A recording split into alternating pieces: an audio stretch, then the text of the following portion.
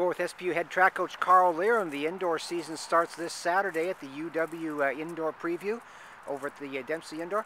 Karl, you've been working with these kids since last fall. What's your impression of this group that you have so far? Well, we've got a great group of student athletes.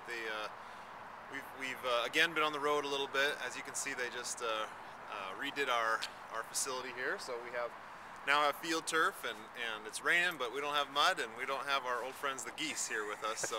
So we're excited to be back on our facility again. We've been traveling around this fall, getting on some high school tracks and running on the canal. And then we've been just getting back into school last week, so we're jumping back into our first indoor meet and excited to see how it goes. Talk about some of the kids. Yeah, we have a good group of veterans back on both sides. Actually, who are some of the kids we can look for some points from this winter? We do have a lot of kids returning from last year. I'm excited to watch our 800 group. We have Jasmine Johnson, Michaela Fricker, who was an All-American last year in the 800, and adding Linnell Decker also into that group. So we have three potential national qualifiers on the 800, I believe, this indoor season.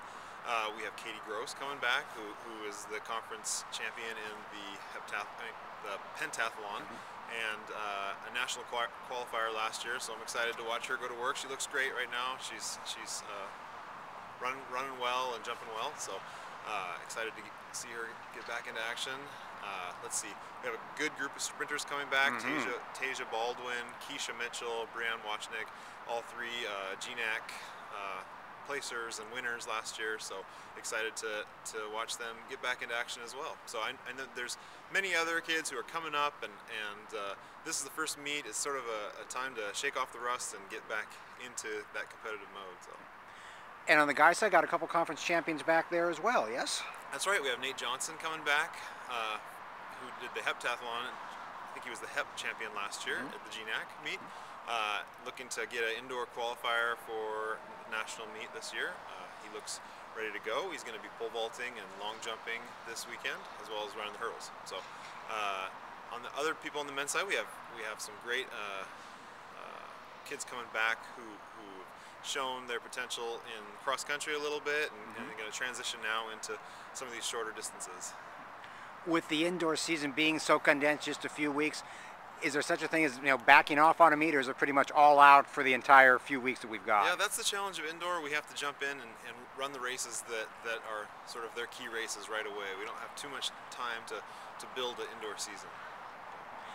And how about around the conference? I mean, the women have won 9 in a row, but I know Anchorage has a team this year. It's going to be the usual tough conference competition, do you think? Yeah, every year is a challenge in the GNAC for sure. This year we're going to have our hands full indoor, and we just look forward to the competition, and just brings out the best in all the teams when we have increased level of competition.